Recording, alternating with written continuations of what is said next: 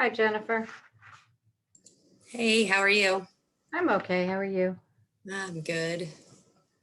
That's good.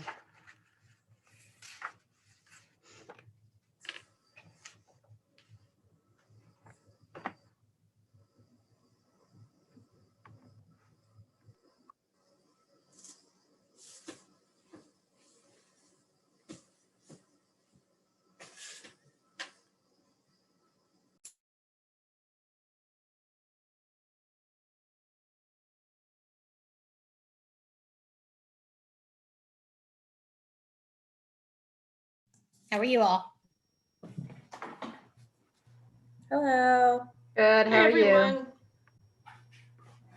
going to save y'all me taking off the hat and having hat hair. I've been outside at Crystal Lance's in her yard for her in-person, socially distanced little retirement Oh, for an hour and a half.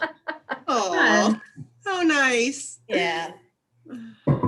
Ellen Craig, we put together a lovely book of Crystal, which included a bunch of photos from her time with us, but also messages and stuff, which was nice. So.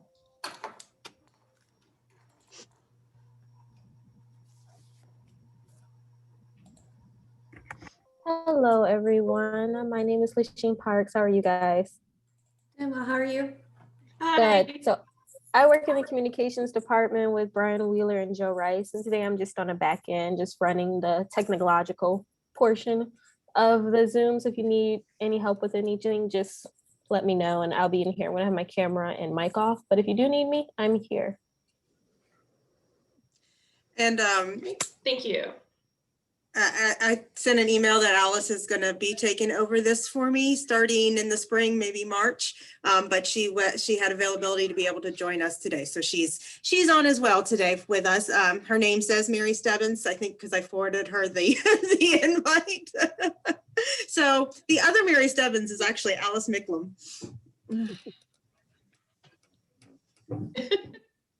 Welcome, Alice.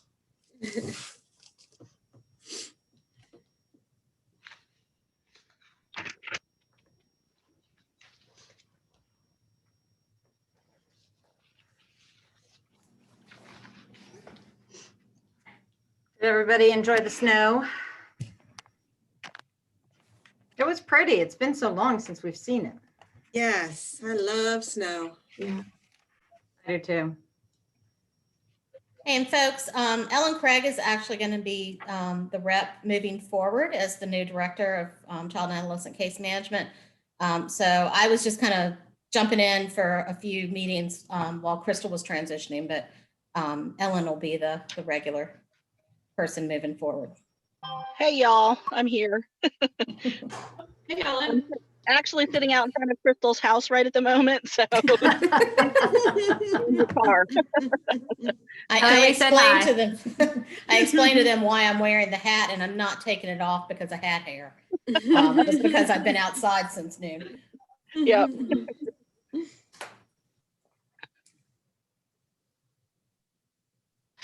All right, so it looks like we have pretty much everyone except maybe Tarn. Did anyone hear from him? Okay. So we can go ahead and start. Approval of today's agenda. Did everyone get a chance to look at the agenda? And my internet is freezing, so if someone is talking, I may not hear you, hopefully not. I did notice that on number 3, the meeting notes that we're approving is going to be from 1/6, not 12/2. And that we still just need to add Erica as the FAPT representative for the county. And then if we could also, on the minutes, it says Michael Busby, it should actually be Michelle. Yes, I had noted that. And then I believe also down in the focus areas, the information that's listed under number 5, C, goes with D as well. and not C.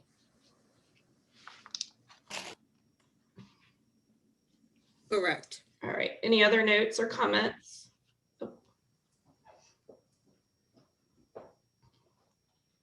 Okay. So updates from FAPT. We have you, Julia. You're here, yes. So if you want to go with City FAPT. City FAPT, no real updates, plugging along swimmingly. We haven't had a whole lot of parents joining us, but that's really kind of the only real difference that I've noticed. Okay. And just speaking for Erica, for County FAPT, I think we're the same. We're still having some parent participation. Probably, of course, not as much as we would have if it were in person. Jennifer, is there anything else that you're aware of? That's it. Okay. CSA coordinators, Katie and Jennifer. So we don't really have anything. There's this Google group that the state CSA coordinators send out emails on. And so it sounds like there's some renewed interest in starting up the UR group. And so I'm thinking that's probably something that's going to take off. But that's really all I have at this point.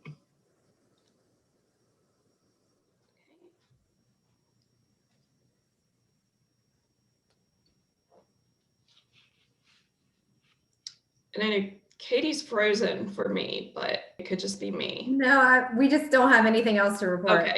Okay. What about partner agencies? Any agency updates?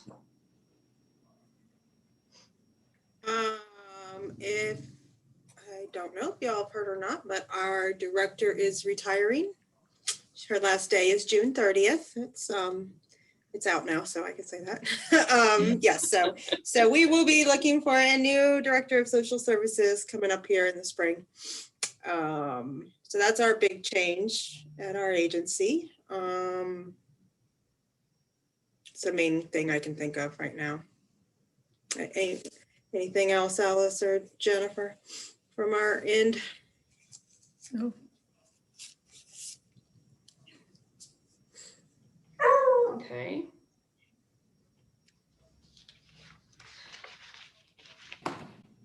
Our director is also The only thing retiring for us. in Charlottesville. Sorry, Krista. I think people know Go that. ahead. And she is going to be retiring March 1st. Oh, and I should add, because this is related to this group. So I am transitioning onto CPMT. She's leaving. I'm transitioning onto CPMT, and that's why Alice is transitioning onto this this group. So.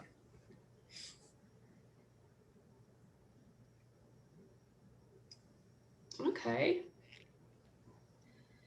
I know DSS had their JLARC study, and DJJ is now getting ready to start one, or to have some things studied by them.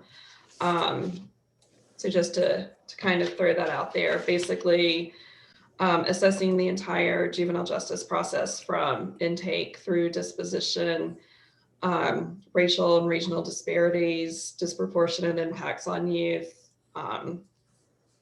how we're overseeing community services, and some of the facility needs. So we will be going through that process this year.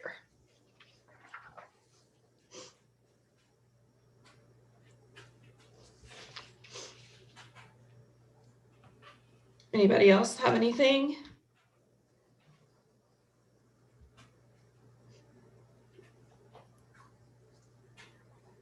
All right. Service provision during COVID. Any updates on service provision?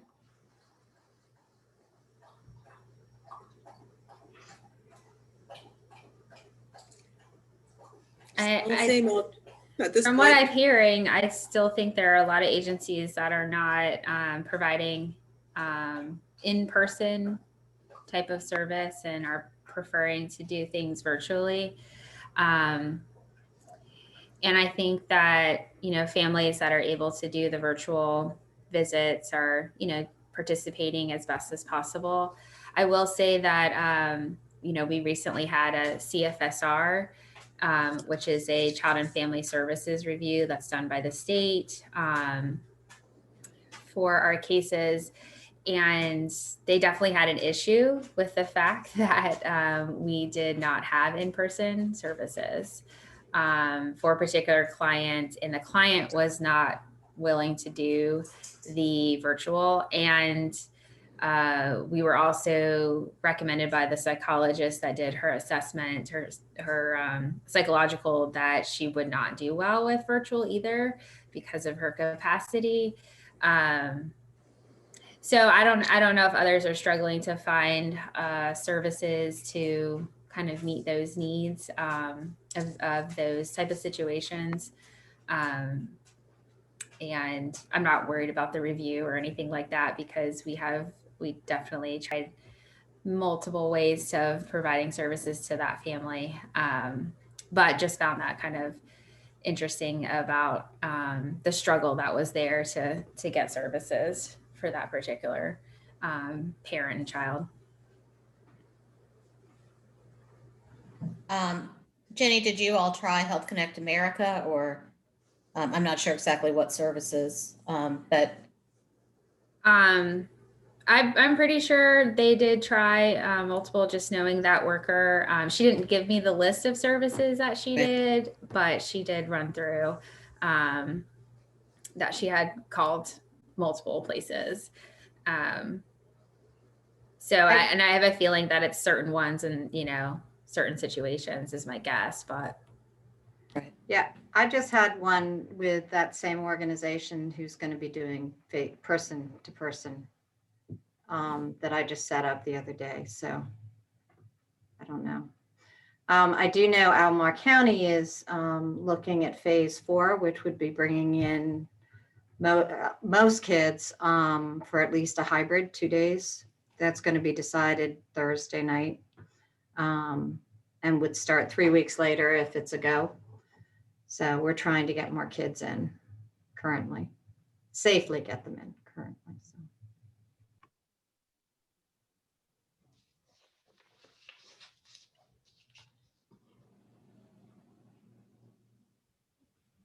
Well, Region 10 is still providing services virtually, but there are agencies that we are coordinating with that are providing in-person services, both outpatient as well as in-home. Some of it they're doing hybrid, where it's a mixture of some virtual and some in-person, but we have been successful in linking at various points. Yeah, and I know we have some services that are being done in person. I can't name any at the moment, but we do have some that are being done in person. As far as us, we are only seeing our highest risk kids in person. We will see them in person once a month. But everyone, for the rest of their contacts and for our low and moderate risk, we're still doing virtual contacts and phone contacts.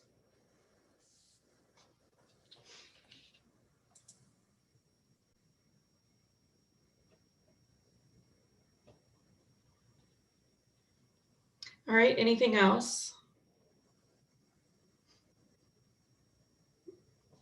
Okay. UR guidance. So Amy, I had a note that you were going to talk to Nita about Region 10's capacity. And then when I reported out to CPMT, she was there, and she said she was going to get with you about the capacity. She said you guys have a pretty high number of caseloads right now. So she wanted to get with you. Do you have any update on that? Yeah, so actually I got with Ellen, and because one of the questions you all had was there a report or form that was kind of standardized and used in the UR process? So I kind of kicked it back to Ellen, and I thought Ellen and Nita were going to potentially have a conversation about, I don't know, Ellen, maybe you could jump in and say kind of where things are on that. I can jump in. So Nita and I have had a conversation, and I apologize if it didn't happen in a way before that you, but we're planning on looking back at our staffing ability. I think we might need a little bit more information about what exactly is going to be needed. We do have a fair number of folks who are pretty full at this point, but we have done utilization review in the past. There is a form that has been used, and I'm happy to share that out if we have a template that we have used in the past, which I'm happy to share with this team or this group. But yeah, Anita and I will have a plan to assess and sort of sit down and talk in more depth about our capacity. But it would help me to get a better sense of what level or what volume we're looking at. So I know we talked about when we had previously counted up the mentoring cases, I've got a note that it was about 70 to 80 total cases. And CPMT's suggestion was the more we can do, the better. So I don't know if we kind of want to work to come up with a percentage of those to give you a better idea, or if you want to say, hey, we have about 70 or 80 cases, this is how many we have the capacity to do. We were looking for a 3-month time period. Okay. And Ellen, I can't remember because I think I sent it out right after the meeting last month, but I can't remember if I specified it was specific to therapeutic mentoring. I can't remember. You had shared that it was specific to therapeutic mentoring, and I think Crystal Lancet actually I think there had been some previous discussion, so it was a little bit on the radar, but it is helpful to know the time frame and the number of cases that you would be looking at. So with those numbers, I think let me go back and have a conversation with Nita and and look at how we can proceed. Does that work? Okay. Yeah, I think so. I think we had wanted to include both agency and individual mentors. So are we including those mentors who may be non-therapeutic also, is what I was thinking. Okay. And Katie, So not just a therapeutic. And Katie, were you wanting to see the specific I don't know if it was just you specifically, but I think there was some question of this team being able to see the specific form. Yeah, I just thought it might be good if we see kind of what the UR clinician's going to be kind of looking for and asking. One, to not create more work for them if there's a lot of stuff on there that we don't, or some stuff on there that we don't feel is absolutely necessary or relevant. And two, to make sure we're really getting at what we want to get at with doing all of this. Okay. That was all. It was just a suggestion. Sure. And I'm sorry, I'm technologically a little bit challenged because I'm on my phone doing this, and the report is on my laptop. I wasn't able to get my internet linked up, so I was originally going to do a share screen for you all. But the way that the form is laid out is it kind of goes over what the current service plan is, reviewing any progress, and then it was designed originally, I guess, for following youth in residential treatment. So there's some discussion about step down plans, and then progress and recommendations. I think it could be adapted. So there's sort of a summary of findings and recommendations. So, I mean, I think, again, it could be adapted probably pretty easily to looking more specifically on what the mentor is working on, what the goals of the mentor process is. How are they measuring those things? How are they keeping track? What activities they're focusing on? Are there other aspects that you all are wanting particularly to assess? And I'm also happy just to email it, and we could talk about it, and I think the step down question, is still a good one, because we definitely want to know a little bit about how they're evaluating when they're ready to be discharged. And then maybe that would be kind of discharged to a community-based type of service. So thinking of step down in those terms, I think would be helpful. Sure, or just linking to community Mhm. activities and resources. Yep. Mhm. Mhm. Yeah, sure. Yeah, and I don't know if this is on there, Ellen, maybe you said it. But I think one of the things that I've talked about is kind of what we're using mentoring for, because I think that varies a lot. So if we're already kind of collecting data, is that something that, like, we want to know the purpose of the service if we're collecting all that other information? So. Sure. I mean, so there's a title that's called Current Service Plan, which is sort of in the parentheses, it says including type of service, goal of service. So I don't know if that would capture it. Well, I sometimes feel like we put mentoring in place for a certain reason, and then the actual provider service plan has to sound more like mentoring. So I think that's what I'm trying to get at, is like why was the service put in place, and versus what the goal on the service plan may say. Okay, I'll make a note of that and I don't know how other folks feel about it, but it's just something we've talked about in the past. Yeah, I think sometimes mentoring becomes respite for the parent. And so they want to give this, parent a break, as well as give them an activity that they're doing something. So I think maybe that's like an example of what Katie's talking about. Sure, yeah.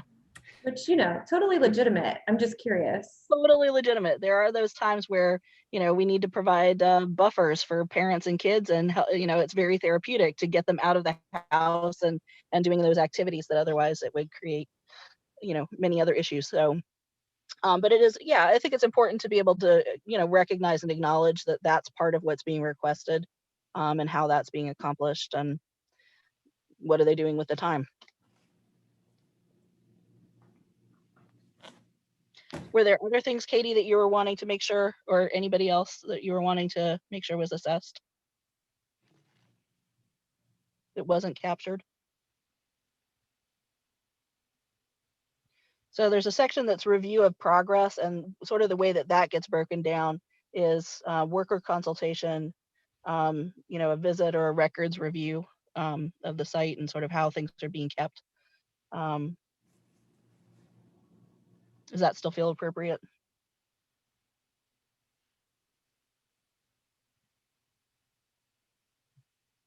Yeah, so I guess I'm curious too, when the UR clinician's doing this, who are they talking with? Like, are they gonna talk to the family, talk to the parent, talk to the Ideally, worker?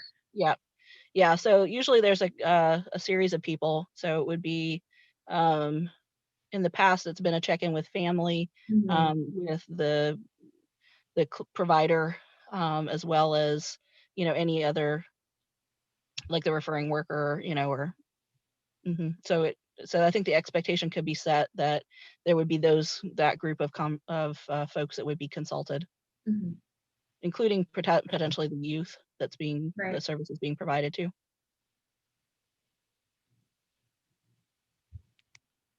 Makes sense. Ellen, do you think you could maybe send us a copy of the form, and then we can take a look at it before we meet next month? Yes. Yep. Like maybe not of the revised, but if you talk about some of it, and then we can, if we have any more ideas. Yep. Does that sound okay? Yeah, absolutely. And feel free. Yes, I will email it out this evening to this group, and happy to have feedback about anything that you want to put in. I won't revise it yet. I'll just send it as is, and then we can, I'm happy to make adjustments.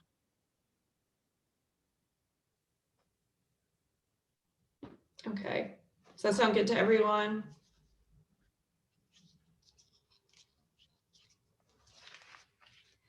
And then you're gonna get back with Nita with some of the things we just discussed as far as capacity. Yep. Okay.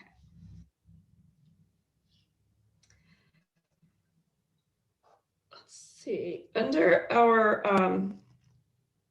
focus areas, I don't know if we have anything under case manager and provider input. I know we already kind of talked about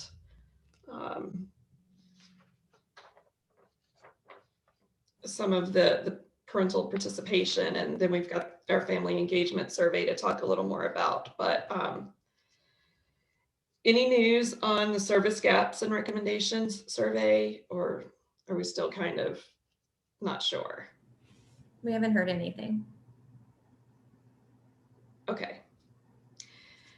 So family engagement. I know Jennifer sent out the survey, the, again, revised copy of the survey. And then Julia, I know you sent some notes to help make it more culturally responsive. And I know, let's see, was it, who was gonna run it by? Someone was gonna run it by Mary. You were gonna ask. Yes, and I run it by did. the Office of Equity and Inclusion. Yeah, and I did, and their suggested changes really had to do with number 5. And I don't remember what it was before because I don't have it, the old one pulled up. But it was something about they were culturally competent or something, which didn't, I mean, her feedback was basically like, who's defining that? It's kind of, those are kind of like professional terms in a way. And so she suggested something more along the lines of treated me with respect, use the words like mutual respect or something along those lines. So, so I sent it to Jennifer, and we changed number 5 based on the feedback from OEI. Okay. And I don't think we had a number 5 before, so we added that. So. Well, we changed it, whatever it was. I think that was a brand new question. Number 5 is a brand new question. What did we change? That was a brand new, yeah. Yeah, so what happened was number 2 originally had like professional manner, and we incorporated like all of that into that one question. And the thought was that we should really separate those two things from each other so that when we're talking about like the service provider arrived on time and sort of all those sorts of things, we wanted it separated from this other piece of being treated with respect and the cultural competence. And so that's how we ended up pulling it out into a separate question, because we really wanted them to be two different things. So that's how that ended up happening. Okay, because what I sent Siri had a question 5, right? I didn't make that up. I mean, it had a question about right, because of competence. Because that's what we wanted. We wanted it to be okay. Gotcha. Separate from this whole like professional manner. We wanted it to be a different question. Right. Okay, gotcha. And that leads into some of what Julia sent to us. Julia, do you want to talk a little bit about that? So I just, when I got the draft survey, I just sent it out to 3 Black women that I've had various race-related discussions with and been in groups in, who are also, service providers of various sorts. So wanted to get their input as well so that we have the best chance at capturing the information we want to get. So I thought when I looked over their suggestions, I thought there was some pretty good, I appreciated the input they had, and seemed like it'd be fairly straightforward to adapt what we've got and still maintain kind of the overall scope of the questions. I don't know if folks have had a chance to see those, I guess, 2 emails that I sent out with them. I cut and paste the input on.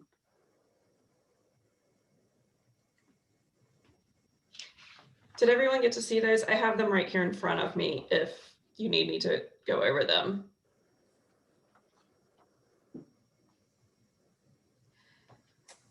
And so someone had suggested on question 2 to include culturally sensitive / knowledgeable. And then I know someone else suggested knowledgeable and sensitive / respectful to my culture and ethnicity, which could possibly be part of number 5 as well. Question number 3, to add specific to my needs. So for instance, the service provider has helped to connect me to community resources specific to my needs. Again, there's acknowledged. I feel acknowledged, seen, and heard by the service provider. And then the service provider takes the time to get to know me and my family, specifically acknowledging any differences we may have, and have shown a desire to eliminate any barriers these differences may present. So I like the number 3 addition, the specific to my needs. I like that. I wouldn't suggest changing question 2 in that way, just because we work to take that out of question 2 and make them 2 different things. As far as the third bullet point, I feel acknowledged, seen, and heard by the service provider. I really like that. We could do something, incorporate that into number 5 or use it for number 5. Do something, because that's getting at the same thing that the respect is. So I think we could tweak number 5 with that. I think the last bullet point is way too long and people are going to get lost in the sauce if you put that in. And then also, did I mention professional? Some thought professional, I guess in number 2, may not be the best word to use. And I guess we've discussed that as well too, about what professional means. But I think this person said it could be a trigger. So what is professional? You know, is it a bunch of white women? Does that, I guess that's, it can trigger some people. So I don't know if we want to go back and look at that again. Could you just take it out and just say like the service provider delivered services as agreed, and then put the things in parentheses? Yeah. So this way we don't have to call it really anything, but they did what they said they were going to do, which is really what we're getting at. Right. Mm-hmm.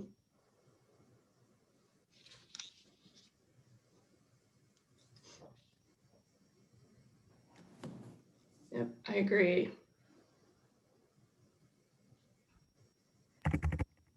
So for number 5, would we want to keep it as the service provider treated me with respect and maybe add, I felt acknowledged, seen, and heard? Or do we want to change number 5 to I feel acknowledged, seen, and heard by the service provider? I think I'd like to see Or are there any something other thoughts? there. What's that? Oh, go ahead. No, I think I would like to see something that is specific to kind of the, you know, race related, culturally sensitive, you know, something specific to that. So it doesn't sound coded, that we're as clear and direct as possible so that we know what the information we're getting. I forget, I don't have those variations pulled up. The one piece that I'm a little concerned with is it's most likely this is going to be filled out by the parent of the child if that's the situation. So I'm a little worried about yeah, I'm fine with it being culturally appropriate. I think it should be. But if you're going to do that, I think are respectful and heard me and the client because the child needs to feel respected too, not just the child's parent. And so I just want to make sure this isn't that we're looking at who's being served by it. That's my only concern. Could we put like a phrase like me and my family, or Yeah, my family, or I just don't want it to be just about the parent, because I think that's great if the parent feels this way, but we really want to see if it's gone through the child and it has helped the child grow, and if it's a child situation. I mean, obviously, if the adult is the one getting the help, that's different, but, or the one filling this out. It's just, I feel like we need to remember to pull. There was one that was going to say, help me connect me to community resources for my specific needs. I think it's for my child's specific needs or for my family's specific needs. I think it needs to be a little broader. Is there a way to write the questions where you're not saying either child, like you're not using child or family? Yeah, that would be great if you could do it that way. Like the service provider can helped, with connection to community resources or something like that. I don't know. Maybe we just have to be careful about how we're wording the questions. I just want to go back though to Julia's point. I think that the last, and I hear what Mary's saying, that last bullet point, it is for me a little too wordy about eliminating any barriers, but that question is very much getting at equity. And I think it's really important. And as a white woman, I would read that question knowing that it's getting at equity and being very clear about that. Whereas when you read, I feel acknowledged, seen, and heard by the service provider, I would read that one particular way as a white person. I think Black and brown people perhaps might read that a very different way. Not all, but, and I think for me, if we really want to get at equity and we really want to find out how people are feeling, then we need to directly ask a question about equity. And race and all culture, and not be shy about it. I think the question needs to be worded well and it needs to be short and to the point, but that either we ask the question and we get the answer or we don't. And I guess I feel, acknowledged, seen, and heard is really important, but we will get the answer to how you interpret that question. And that will be interpreted a million different ways. And it would also be based very much upon, and we know this, who the provider is, which is true of any provider and any person. But for me, and certainly working within school system and every system where that is constantly, we are trying to ask that question about equity over and over again. I would prefer that we ask a very direct question where we are asking what we want to know, and then we're getting the data and we're addressing it. So I would prefer that we try to reword that last question more succinctly, and we're just being truthful about what it is that we are either concerned about or not.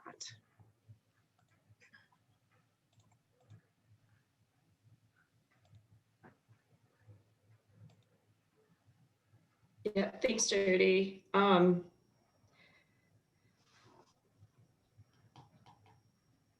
Any suggestions on how we might be able to word that? I know, Julia, in the second email you sent, there was something about the service provider being knowledgeable and sensitive / respectful to my culture and ethnicity. I don't know if that's a shorter way to say the same thing, or if we still get at really what we're wanting to get at, like Jody said, eliminating any barriers as well. Yeah, I think that that one is certainly more succinct. And if we said to my race and ethnicity, then it makes it that much clearer.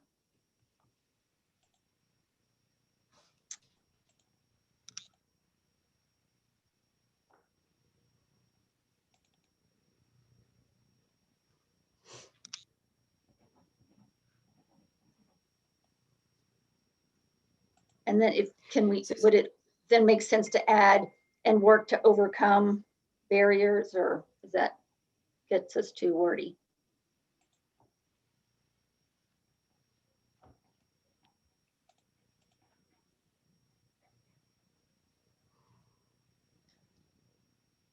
feel like you're asking two questions in one if you do that, and I think you might be getting, I Agree. I think we're putting too much into one question. Okay. So do we add another question to ask about barriers? Or is there another question that we can eliminate and put in place? Put the barriers question in place of that. Could instead of the comments, could it be, if not, you know, or just kind of asking for that second part? I feel like if we get to too many questions, we're not going to get any answers. And I feel like I totally agree with what Jody's saying and what Julia's saying. I just think once we flip this page, it's going to be, you know, depending on how people get it, it's short and sweet. We might not get every answer, but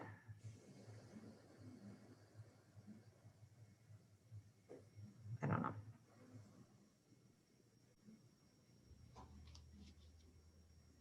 I've not had the pleasure to meet Michelle. It looks like she's in here with us as parent provider rep.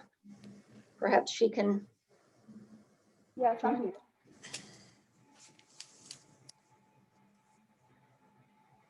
I'm sorry, I didn't hear the question. Yeah, sorry, Michelle, I haven't met you yet, but I'm hoping maybe you can help us out maybe with the best way to word this, or certainly add your voice to the conversation. Okay, well, I have been a part of the CPMT before, but I never participated in any of the subcommittees. So I'm gonna be honest, I wasn't sure what my role was or what the expectations of me were. I kind of got the invitation and not much more. So I've just been kind of listening. So please tell me what I need to do and I'm happy to jump in. Yeah, I think we would love, your input, have you jump in anywhere that you want to, just like the rest of us are doing. Okay. Yeah.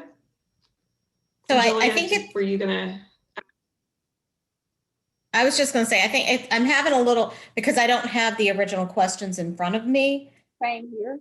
I'm having a little trouble following where we are in terms of which questions we feel we're adding to, which questions we feel like we're possibly, you know, what question could be eliminated. I don't know if it's possible to do if someone has that, if they could share the screen. Because I don't have the original 5 questions in front of me. So I'm trying to follow the bouncing ball a bit. I can share my screen if you want. Yeah, that'd be great. Thank you. Great. And I have a, let me get it bigger. Here we go.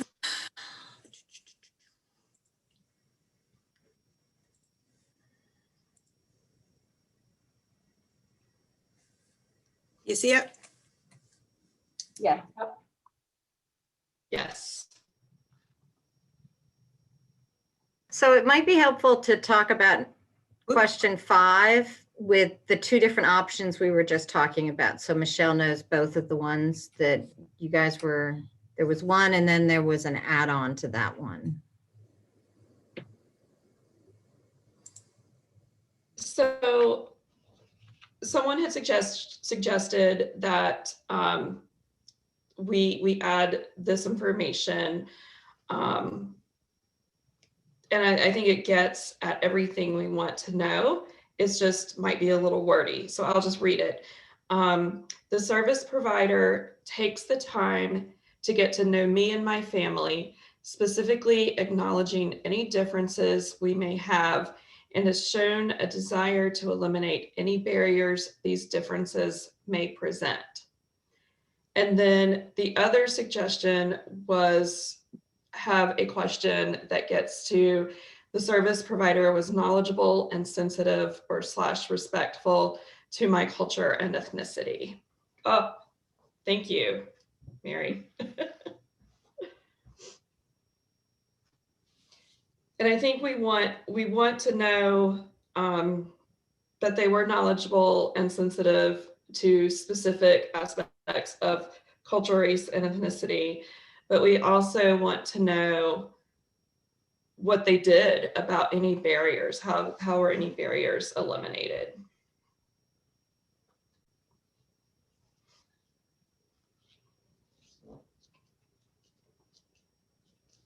Yes, thank you, Mary, for putting this up there for us. That makes it much easier.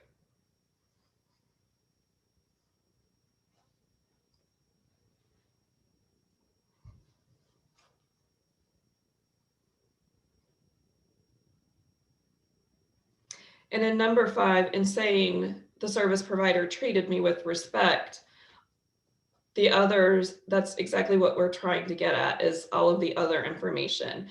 So if we just leave it as the service provider treated me with respect, we're not necessarily getting the information that we're hoping to obtain from this on equity.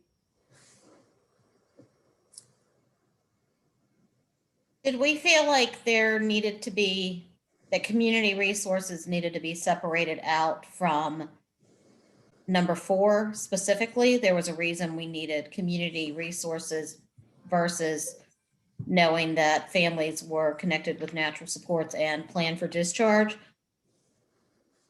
Because I could see possibly, unless there's a reason we need to collect specifically community resources, I could see where number 4 could potentially include that, the helped me develop natural supports, connect to community resources, and plan for discharge.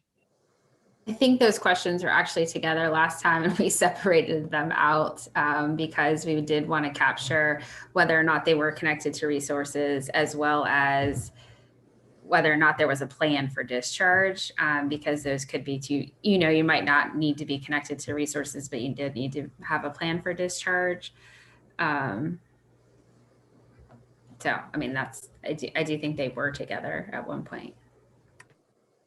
Yeah, and I remember us talking about that, and I just went back and looked at my notes from last time. I have a note where we had talked about combining those two and talking about discharge from service, connecting them to natural supports and or community resources. I don't know if we want to revisit that. I guess for me, Because I would again, be. we were trying to. Go ahead, Krista, sorry. Go ahead. Go ahead. You're good. To me, I think the issue of equity and, how we're able to find out from families, are we providing services in the culturally sensitive and in a manner that helps to address barriers that arise from differences, to me would be as important to me to know as knowing whether or not they were connected to community resources, separate and apart from being supported in a, kind of planning for the connections that are necessary to support discharge. So I'm just wondering if, like Suzanne was saying, in an effort to keep it a little short, to not have it be so long that we start to lose people, I just would throw out that, to me, that would be really important information.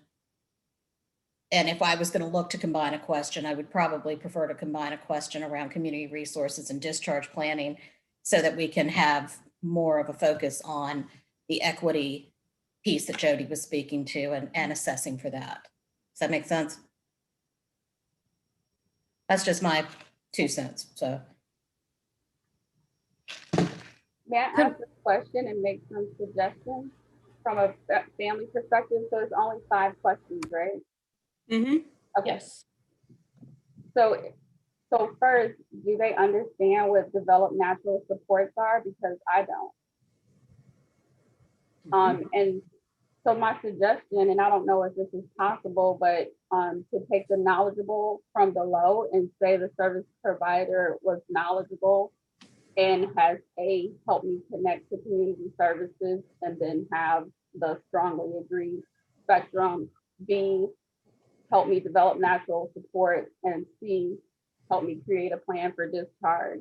And then kind of doing the same thing with number 5 by saying the service provider treated me with respect by getting to know me and my family specifically. Or is that possible, or is that way too much? Because I don't think the answer may necessarily be the same for all portions of those.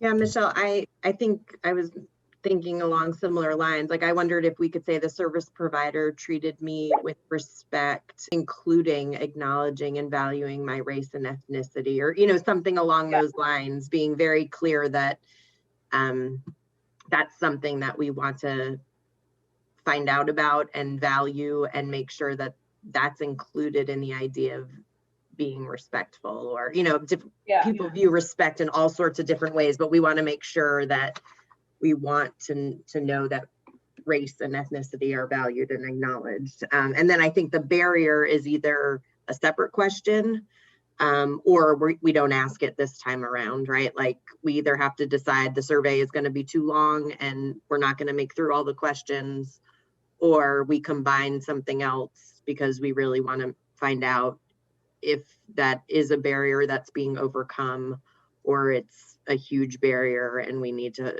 well, we know it's a barrier, and continue to figure out how to keep making forward momentum. I think we'll get information if we word the question the way Jody just kind of said it and how Mary's writing it. Like, they're gonna say yes or no, right? So it's either gonna be that they were treated this way or they weren't. So it's gonna give us information that maybe we could follow up on in a separate survey. But it sounds like we also may need to maybe define natural supports differently, if that is for question 4 as well. I thought that was a good suggestion.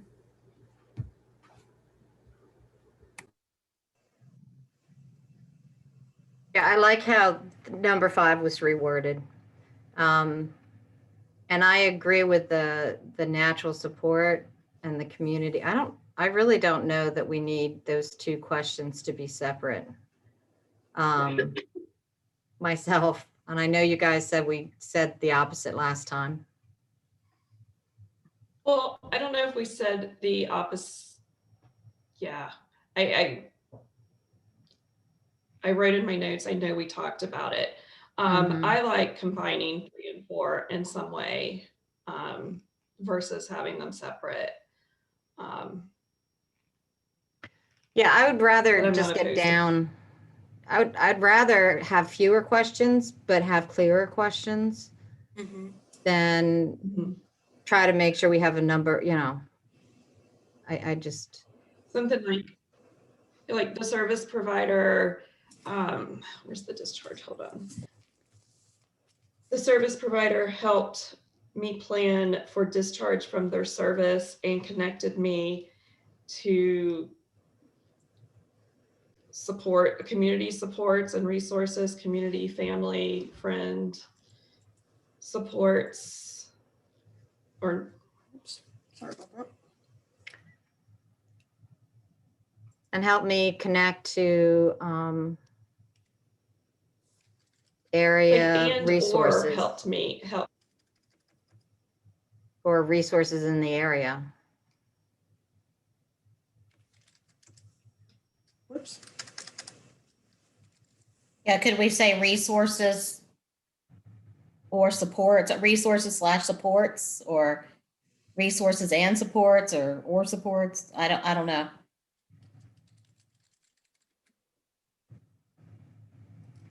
Yeah, I do think it might be helpful to kind of, community resources definitely gives you a certain indication that we're trying to set them up with something, I'll just say like maybe unpaid, something that's out there, something that they can access.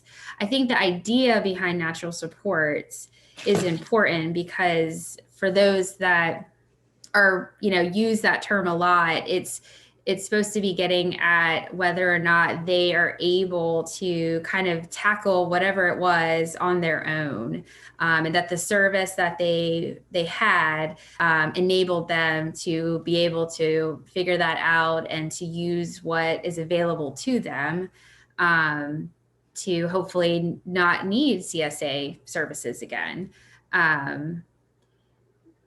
So I think if we could word it so that it captures that piece too, I think would be helpful. Because I think if you say community resources, it's like something real like, that they go to, the rec center for activities or something. So can we say develop a support system rather than natural supports? Does that seem more accessible?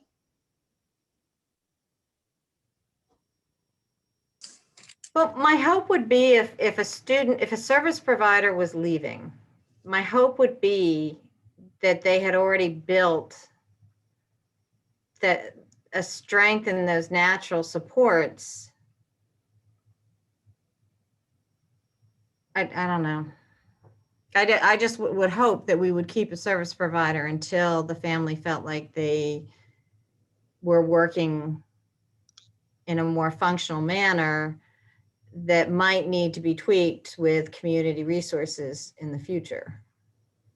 And I guess it's probably like a hot button for me a little bit, just because I feel like I see, for example, children in foster care, we have inundated those, that population with service after service after service, and they have gotten so used to relying on paid providers that they end up leaving us without that ability to do that. So when I hear that, that's, it's going through my mind. I know that that's not true for all family members.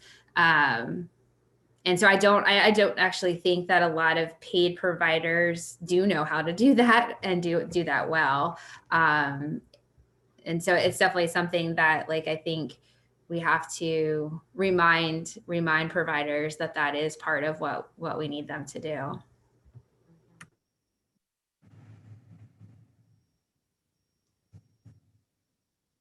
And that's kind of what, Jenny, that's kind of where my mind goes as well, is being able to build like resiliency within themselves and problem solve on their own and be able to do that themselves, but also have a support system or know who they can reach out to, like their natural, I'm trying to go away from natural, but their good friend over here or their godmother over there, that they know that they can reach out to these people, but they also know how to be resilient themselves and internally kind of problem solve, I guess, is what I'm thinking.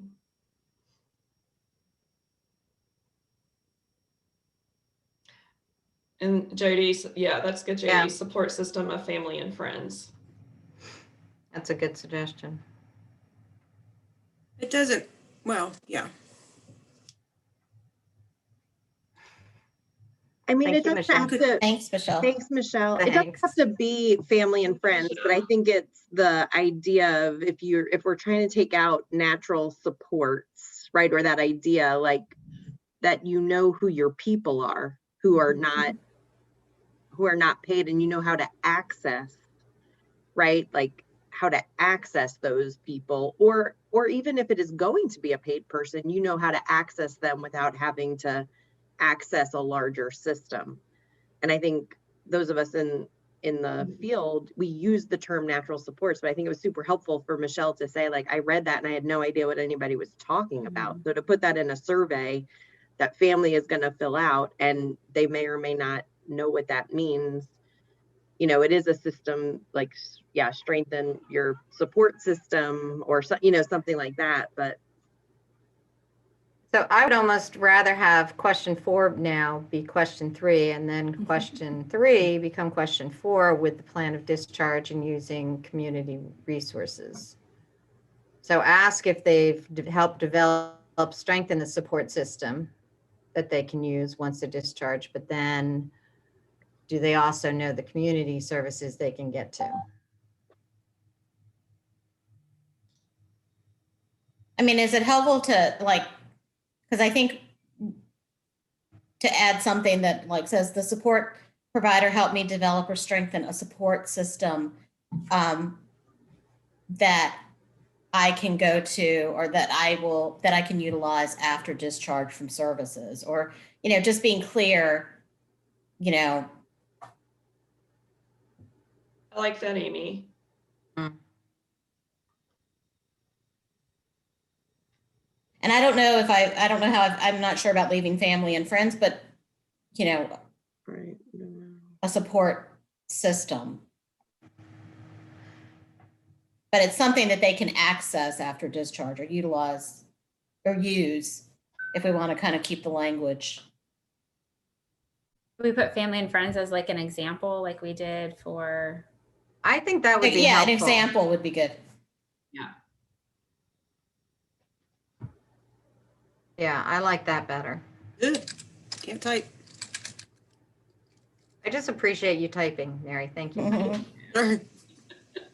I have it up. Might as well type.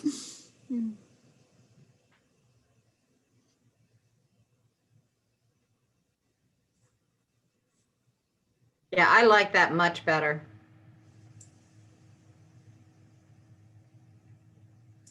I like that.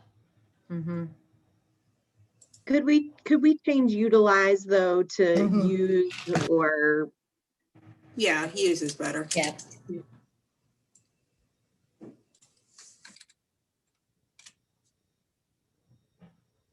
Yep. Better? Yep. We want this to be 3? Right. We want to I make do. I number feel 4 like it number just- 3.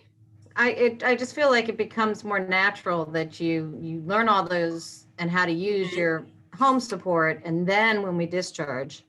Yeah. So before I switch them, are there other changes to number 3? Or were there other things we wanted to do to 3?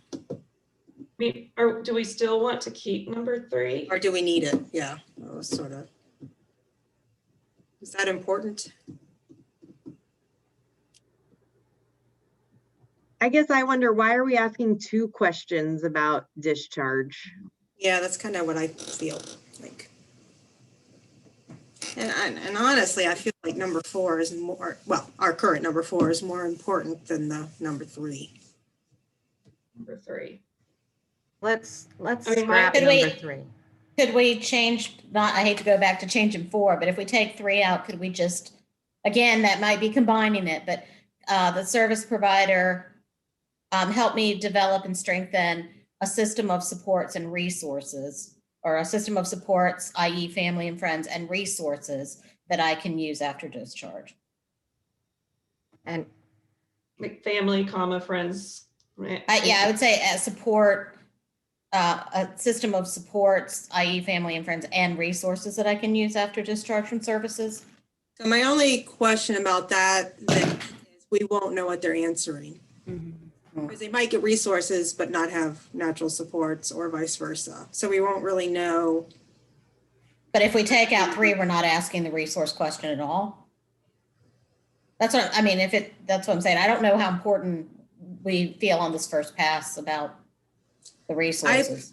I personally don't feel the community resources question is necessary. Okay.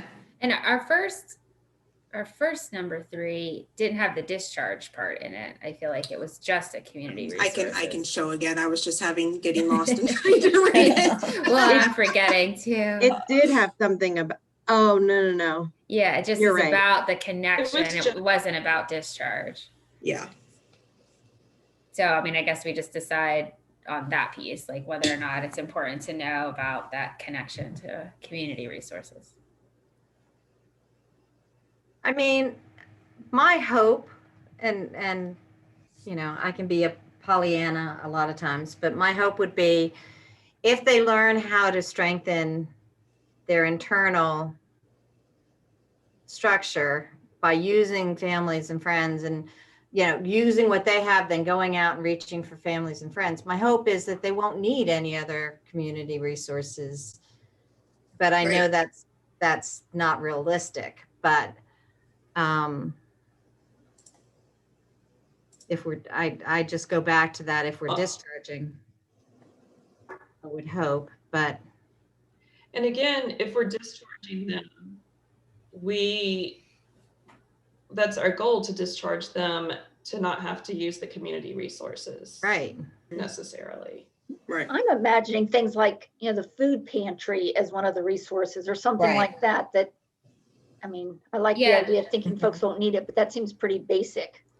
Yeah, I think that's kind of what my head goes to. That's the type of community resources and why it's different from the other question. So it's like, did my provider help me kind of learn my community, learn how I access services, learn how to go to DSS to apply for benefits, learn how, things like that is what I think of for community resource.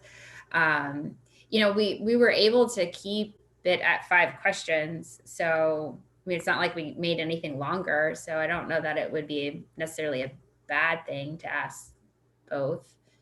Well, and if we just used it the way it was, the service providers helped connect me to community resources and just left it at that. Mm-hmm. It doesn't have to be, I mean, I would hope they would do that all through their services. It Right. wouldn't necessarily be a discharge. Right. We did talk about adding specific to my needs in there, or specific to our family's needs. Yeah, I like that. Yeah, Is this back in? I think so. Yes. And then add at the end of it, specific to my family's needs. My family's needs, yeah.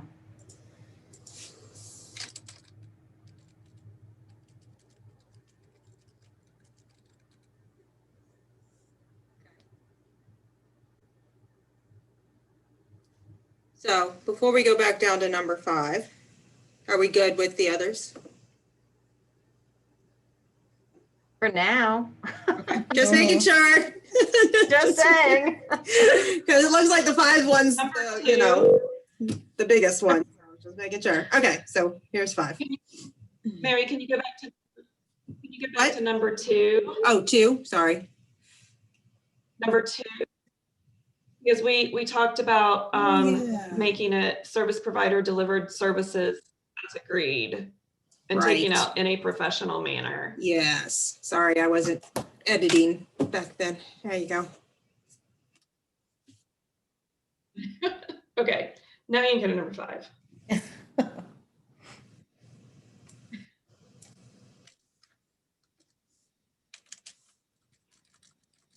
I kind of like how the top one's written now.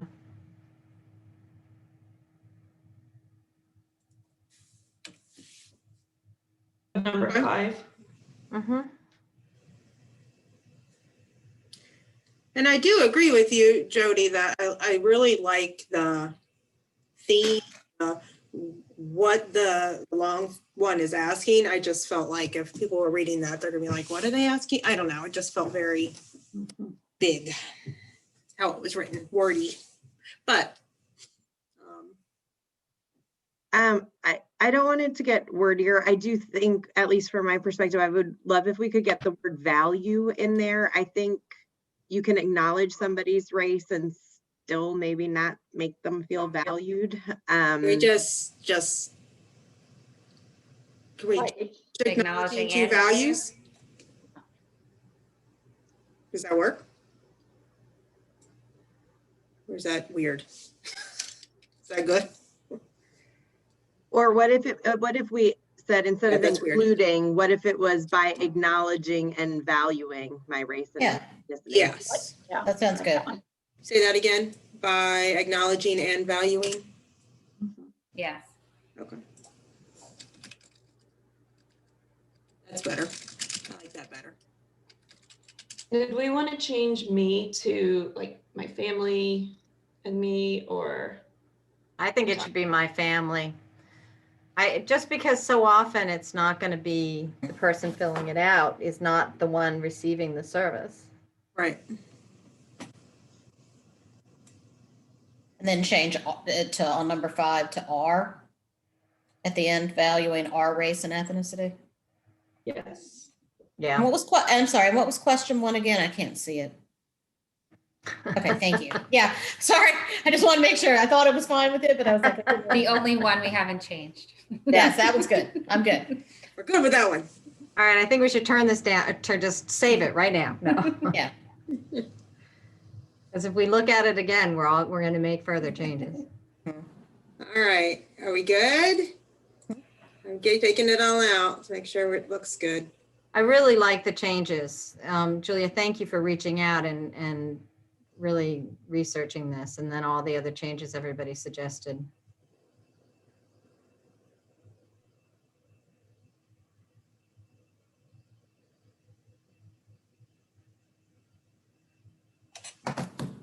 All right.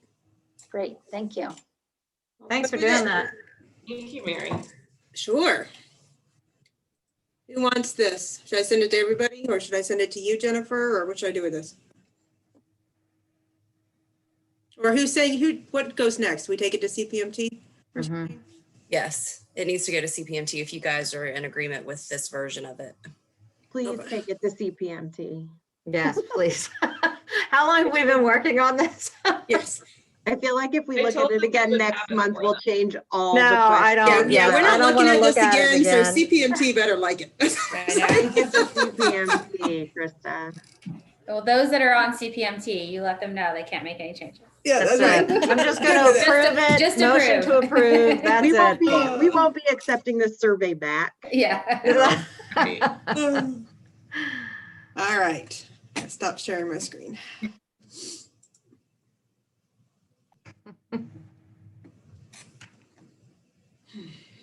Okay. Whew. Moving on, if we're ready to move on. Any update on trauma-informed services? Nothing different from last month. I don't think we've done anything really as a community recently. Yeah, I can share for Human Services. What was it, July a year ago, we did a survey on trauma-informed services that we've kind of looped back around. We are currently going through the responses to that survey to see where our successes are and what our next steps are, and then plan to retake the survey in September of this year. So we are looking at, I think there's like 9 different domains that we're looking at. So we are slowly but surely making our way through them.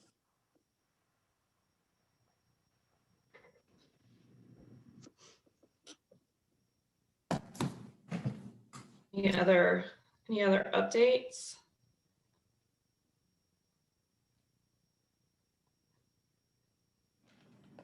I will say, and this might be too much right now, but as part of our capstone, from where we did the program through Georgetown, we are going to be working with the city police department on a pre-booking diversion that the police officers can do, where the children or the youth would not come through our office for certain things.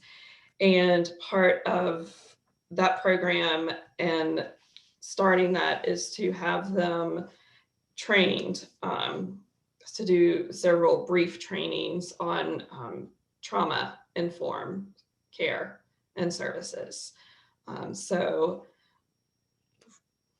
we're going to be working on that.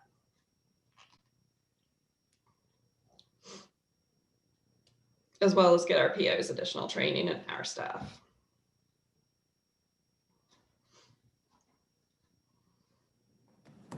Anything else on trauma? Great. Any other business or new business?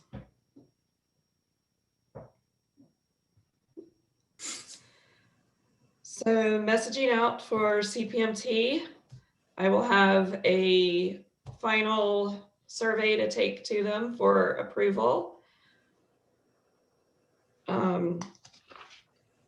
We'll talk a little bit more probably about utilization review. Ellen hopefully will have a little more information on what Region 10 may or may not be able to do before then. If not, then that's okay. Anything else? Did I miss anything?